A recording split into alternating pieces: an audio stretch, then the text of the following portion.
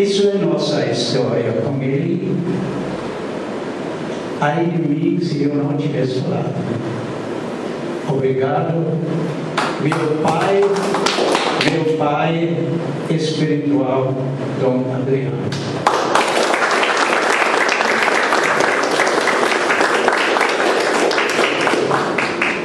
Eu vou procurar.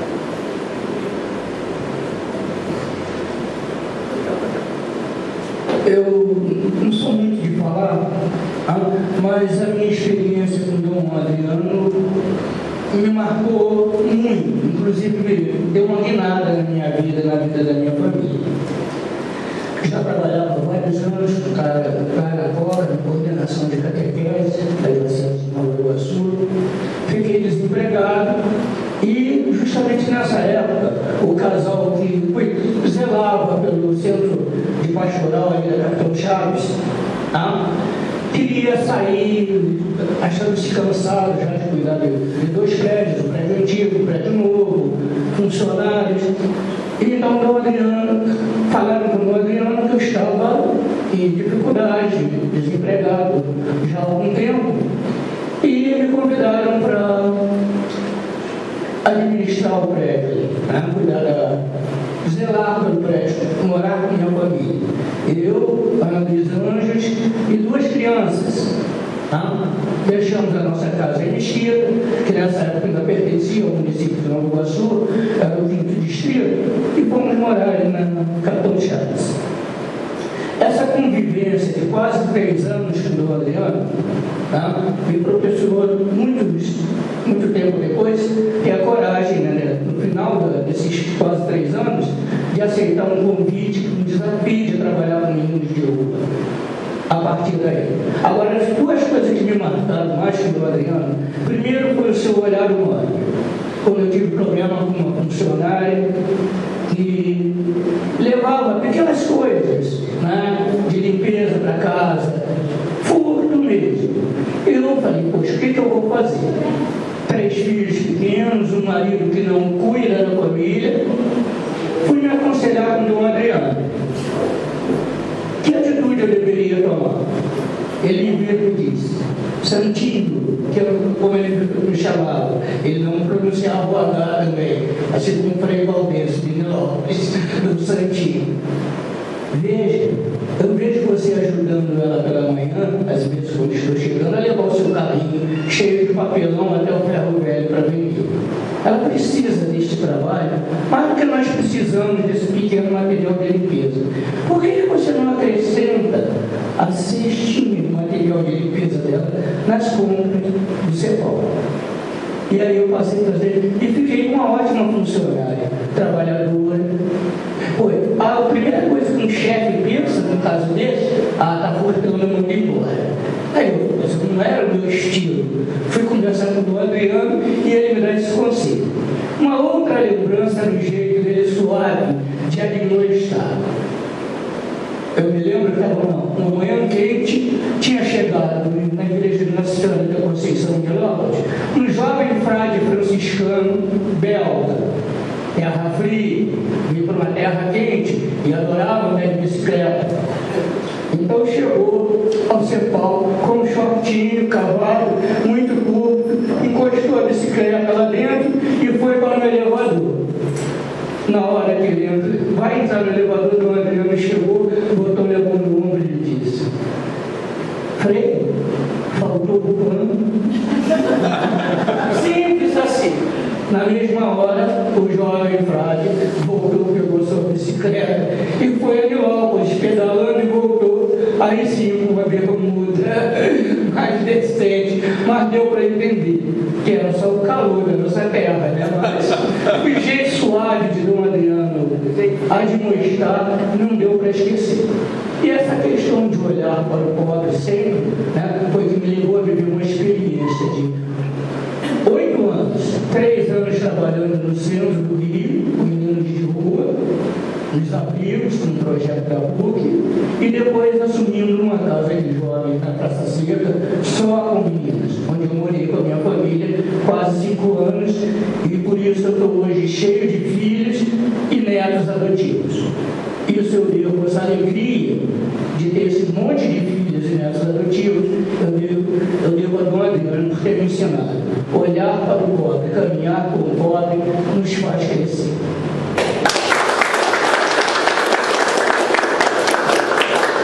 São 11h20, vamos voltar para a mesa. Antes, também eu queria me colocar. Eu quero dizer, Dom Luciano, Moza, Moema, Neiva, que sair daqui pensando, se eu saísse daqui pensando somente no que o Santinho acabou de falar em relação a essa experiência desta mulher que furtava alguma coisa, me parece que já é transformador, já nos faz pensar num tempo em que cada vez mais é exaltada a violência, num tempo em que cada vez mais qualquer prática tida como anormal, ou então, neste caso, uma prática de furto, certamente não faltará nesse tempo em que vivemos, se a pessoa for negra, então, não faltará quem diga mate, esfole, alguém que diz, está pegando porque precisa, acrescenta na sua cesta, me parece absolutamente revolucionário. Eu me escrevi. Eu queria começar dizendo o seguinte: vivemos tempos difíceis. Tenho dito em todos os espaços, inclusive recorrentemente na Diocese de Nova Iguaçu, vivemos uma mudança de época. Não é possível olhar o tempo em que vivemos com as lentes daquele tempo em que Dom Adriano viveu. Senão seria uma injustiça, inclusive conosco. São tempos difíceis, são tempos de enorme crise. E a crise não é só na nossa igreja cheia de rugas, mas que é a nossa igreja. A crise é generalizada. A crise é na universidade, Percival tem nos ensinado isso. A crise é na família, a crise é no Estado, na política representativa que não nos representa mais. A crise é generalizada. Documentos diversos da igreja têm insistido, não é uma época de mudança, é uma mudança de época. E nós somos chamados a ser igreja no olho do furacão desta mudança de época. Não é fácil ser igreja no tempo que vivemos, mas há sinais de esperança. E o maior dele vem de Roma, quem diria. O Papa Francisco é o maior sinal de esperança entre nós. Essa igreja, mãe cheia de rugas, tem como referência para nós, para além de grande referência, como Dom Luciano, como Dom Mauro Morelli, já citado, mas tem como referência o Papa Francisco, que diz: eu quero uma igreja enlameada, eu quero pastores com cheiro de povo.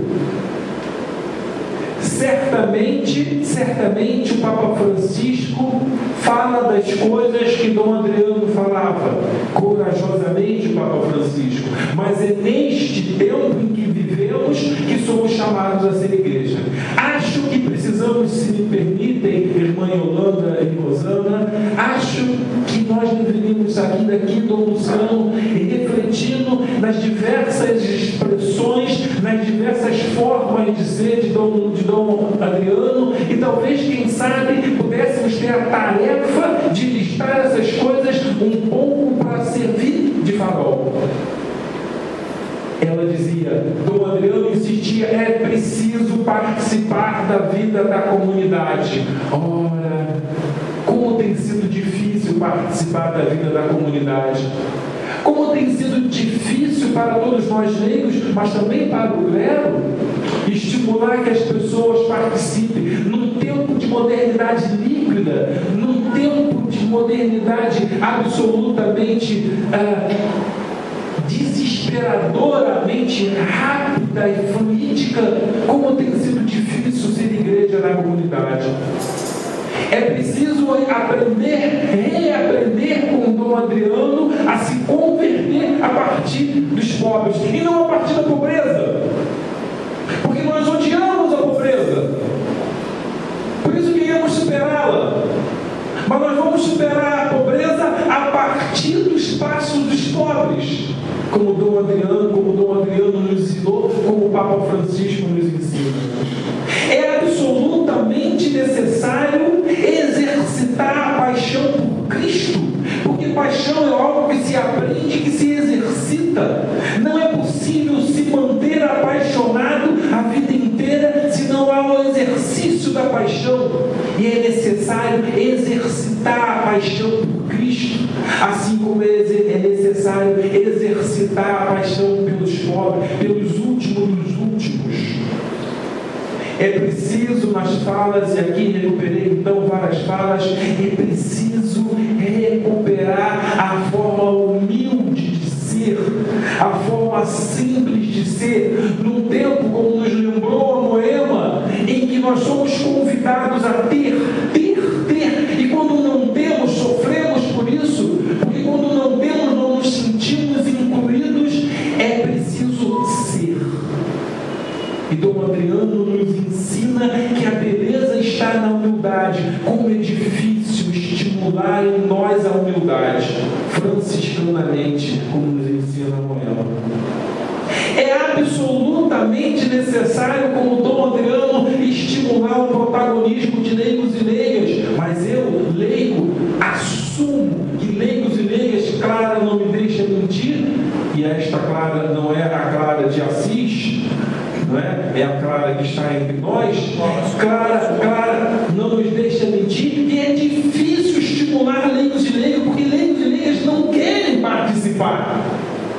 Por mais que estimulemos, por mais quantos leigos e leigas das dioceses todas, não só da nossa, lê o documento 105 dos leigos e leigas na sociedade e na igreja. Mas é preciso estimular a participação dos leigos e leigas. É preciso criar isso. Clero presente, é preciso incessantemente estimular isso. É preciso, na fala, não sei mais de quem, estimular a prática do amor. Porque o amor não pode ser algo absolutamente etéreo, algo absolutamente distante, num amor a Deus que não se expressa no amor aos homens e às mulheres. É preciso estimular a prática do amor, a prática cotidiana do amor. E é preciso, sobretudo, ter um olhar no mundo. Não é um olhar fora do mundo, um olhar no mundo. Isso posto das várias falas que me coube tentar organizar, quero dizer que é preciso crer contra toda a descrença. E é preciso que saiamos daqui animados por esse espírito.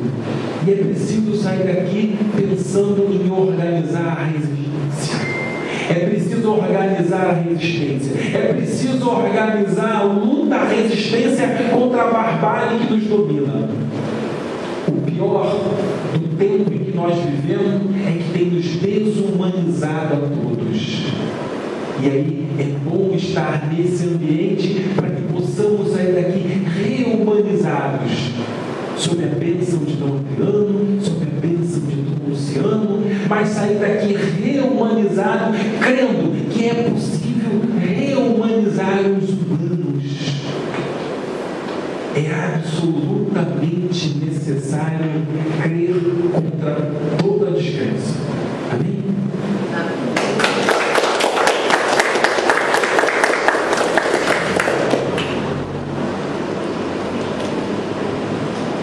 Eu quero somente agradecer tudo aquilo que eu ouvi aqui, as manifestações belíssimas, os testemunhos vivos.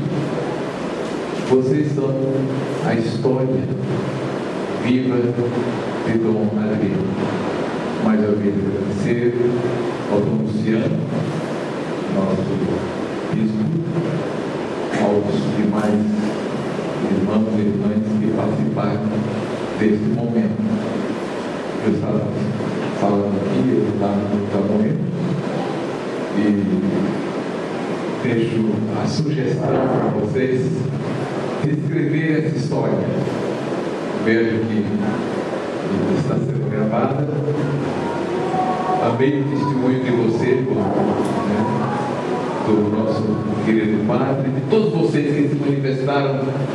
E se pudéssemos reunir esses testemunhos e providenciar, escrever um livro sobre Dom Adriano Tobias, né? Você tomando a frente disso aqui, você conhece a pessoa, e a gente centralizar isso na pessoa do nosso bispo, Dom Luciano, e assim sair um livro, né, em homenagem ao Dom Adriano, este profeta da vida. Muito obrigado a vocês. Deus abençoe.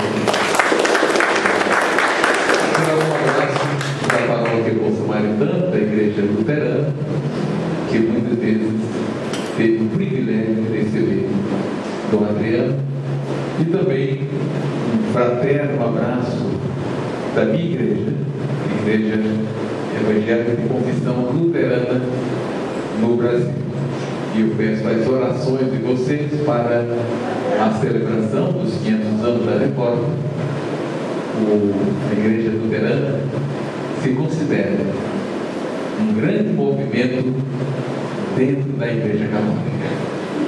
Lutero nunca quis romper com a Igreja Católica, portanto eu entendo que o luteranismo é um grande movimento dentro da Igreja Católica.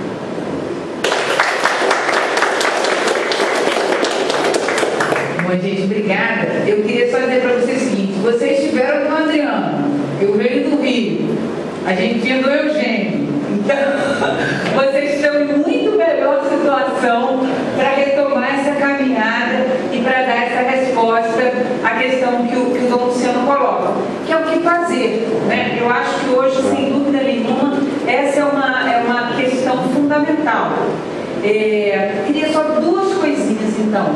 A primeira é dizer que é importante demais a gente reconhecer o momento que a gente está vivendo, porque senão a gente planeja, pensa, propõe coisas que não são possíveis no tempo que a gente está vivendo, né? A gente está vivendo um tempo de muita intencionalidade do outro lado.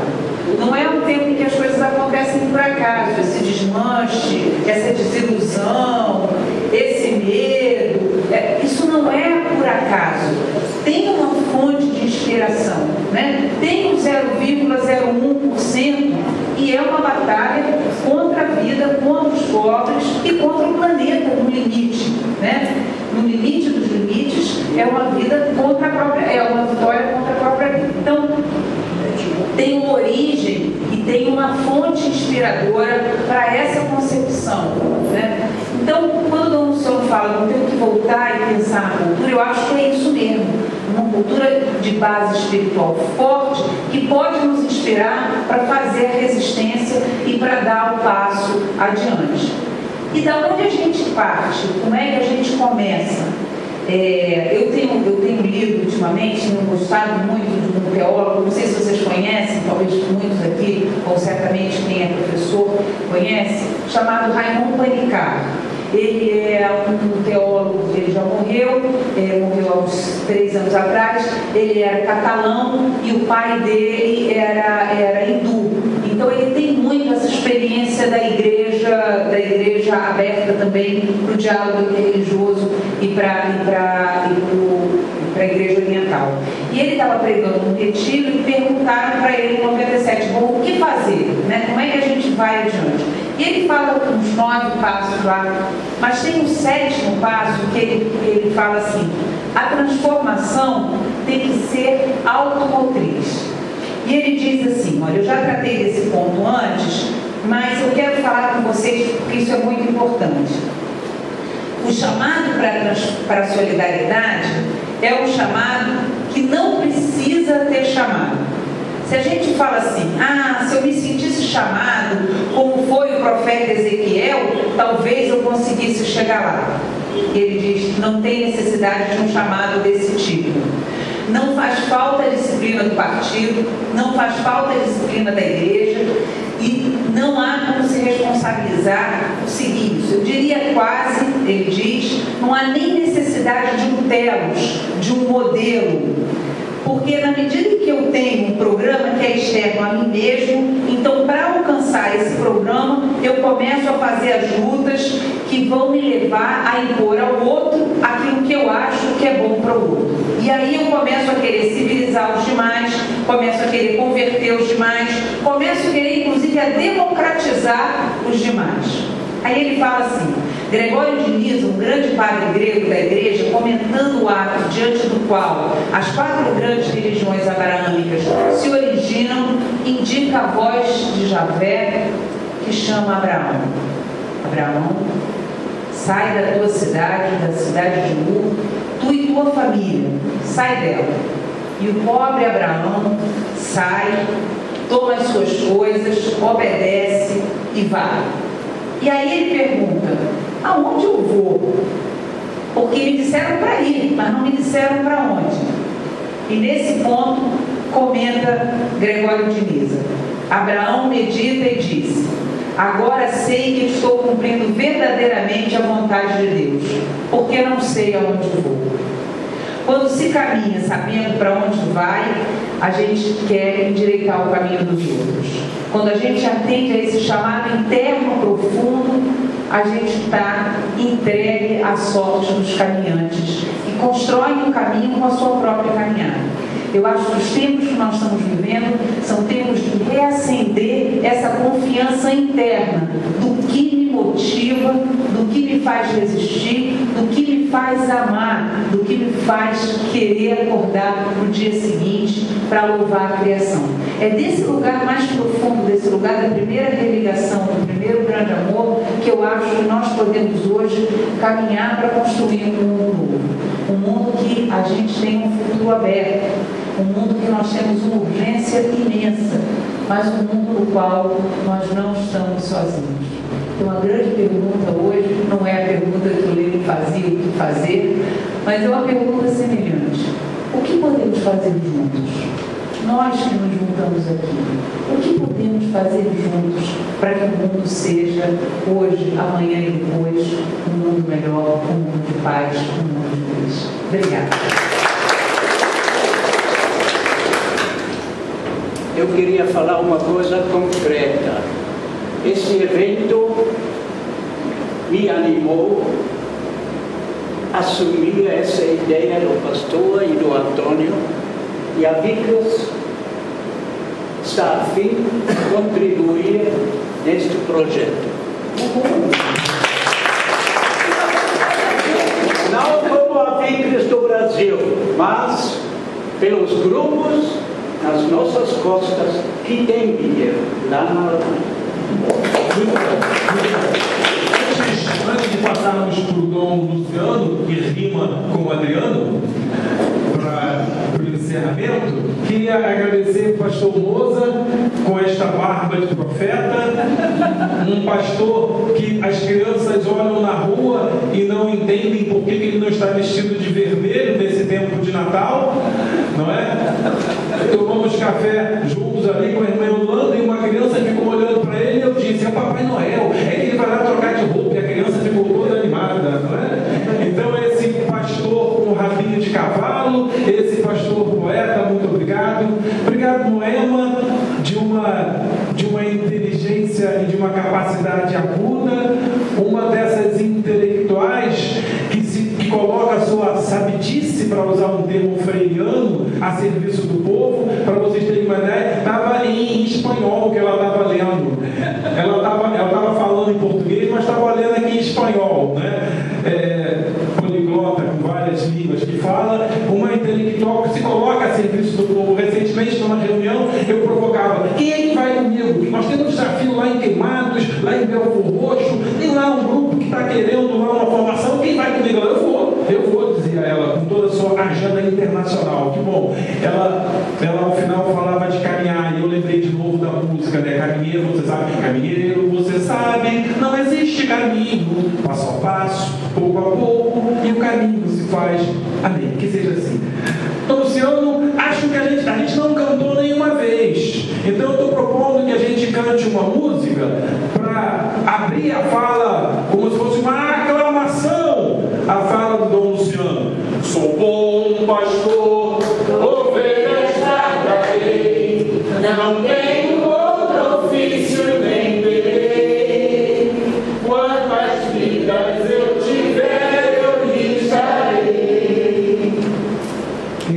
conheci Dom Adriano durante 15 minutos. Então, vocês conhecem muito mais, né?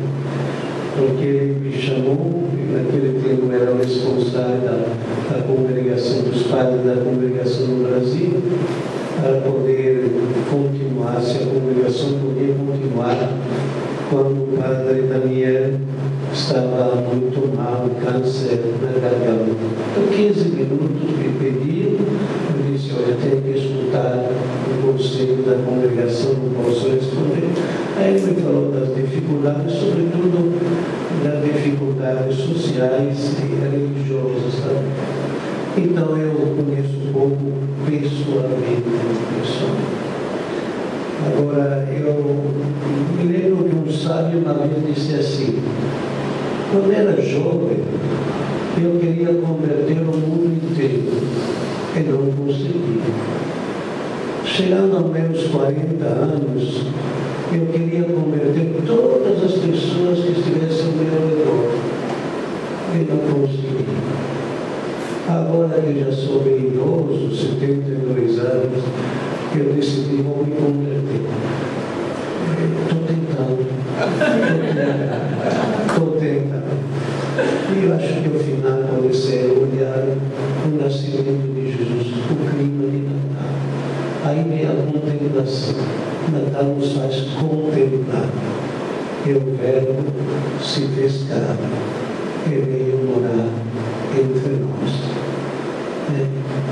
E fez a nossa caminhada.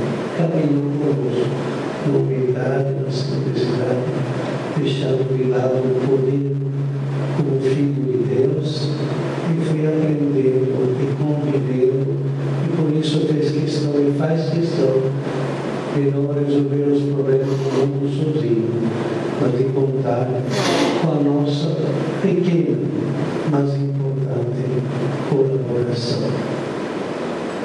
Um Santo Natal para todos. Dom Adriano Willeman na plenitude e nós na caminhada da fé, da esperança e sobretudo do amor ao próximo. Então, que tal terminar cantando É Dia, mas Noite Feliz, não é? É o canto universal do Natal e nos faz contemplar aquele que veio para morar e está sempre conosco. É por causa dele que nós estamos aqui. É por causa dele que juntos, unidos, somando, a gente quer fazer esse mundo que é dele, mas é nosso também, um pouquinho melhor. O Senhor quer puxar o Noite Feliz? O Senhor dá ideia assim, mais emblemática. Ele vai começar